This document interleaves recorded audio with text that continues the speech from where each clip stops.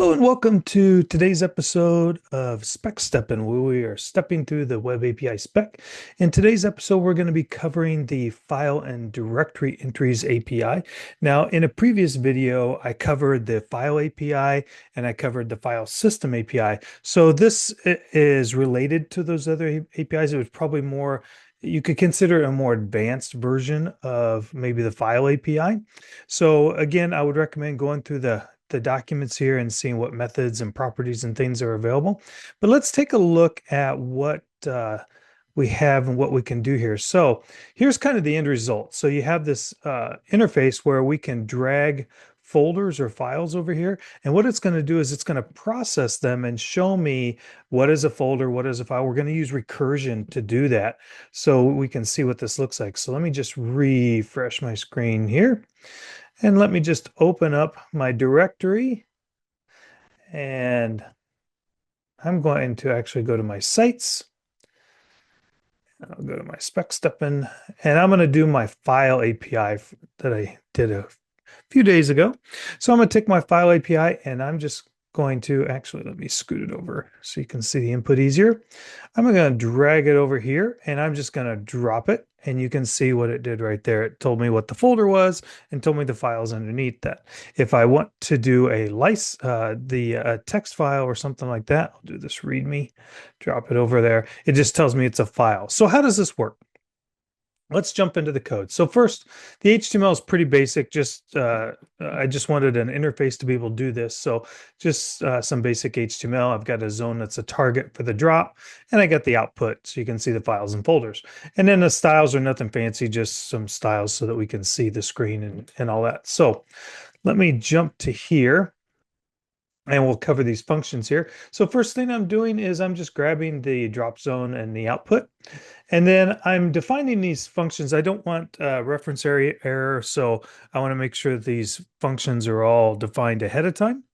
So what I did was I want to prevent a default behavior because I want to handle it programmatically, and I want to prevent stopping the propagation basically throughout the DOM, so I can handle all that myself through recursion. And I'm just logging out the text. Now this log is just a function where I'm passing the text to it and I'm putting it output. That's what shows right here in the waiting for input area. Now I'm going to drop down here before I cover the meat of the application. So here I'm just preventing some default behaviors. I'm basically using this prevents default. It just makes it so I don't have to redo this. I can only have to do it once, and then I can just call that function here in my drag enter, drag over, drag leave, and drop. And for each of those events, I am preventing a default, and I'm passing the event name through it and all that stuff. Then I just have some visual cues here where I'm just adding and removing class names so for looks, for a visual indicator to the end user. And then when the drop occurs, when the file folder actually gets dropped, that's when I'm handling the drop and with recursion and everything. So here's that handle drop function. So first it says it's processing. I don't know if you saw that on the video when I first did it. It might have went really fast, but it says process. So if you have a bunch of files, it may take a while to go through.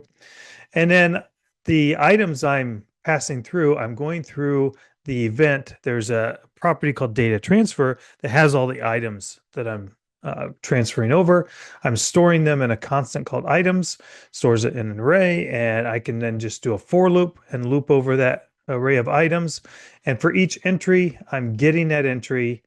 And then if there's an entry, I'm traversing the file tree. Now that's the recursive part that we're going through and recursing over the entries. So let me go up here because this recursive function, that's what it's going to create, that tree structure of file and folder. So whether it was a file or directory. So I'm passing through the items. So if I go down here, say I'm passing that entry through that we get from the WebKit from the items.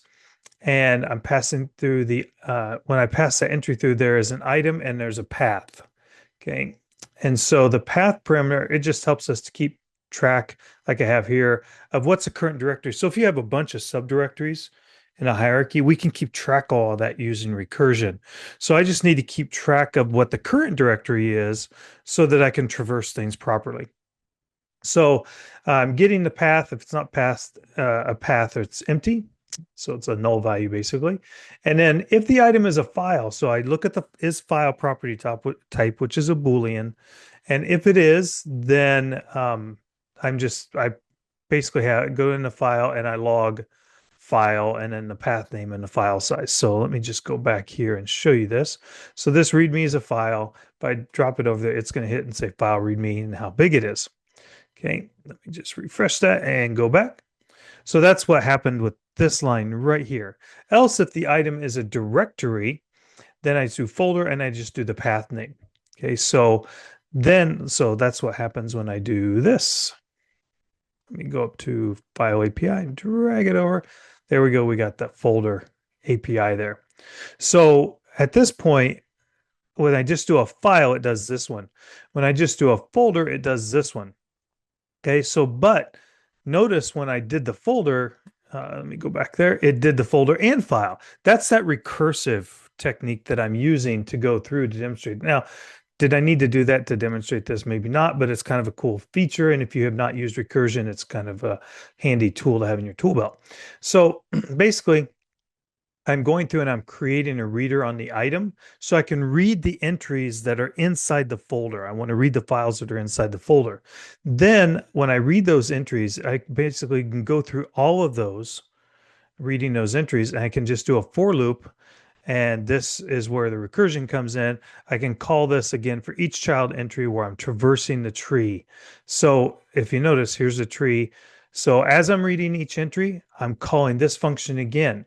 So here's kind of how it worked with this. So when I drug the folder over, it went through this the first time and it hit this item, this row right here, and it said, oh, this is a folder. So I'm going to put this folder line right here in the name of the folder and all that. Then it created, since it's a folder, it created this directory reader with the create reader method. Then I read through each of the entries and I kept calling this function again. But with each other item, it was going through and finding the files in there. So let me show you what I mean here. This might help if I maybe go up. Let me go up 2 here. I'm going to grab all of these. Let's see how long this will take.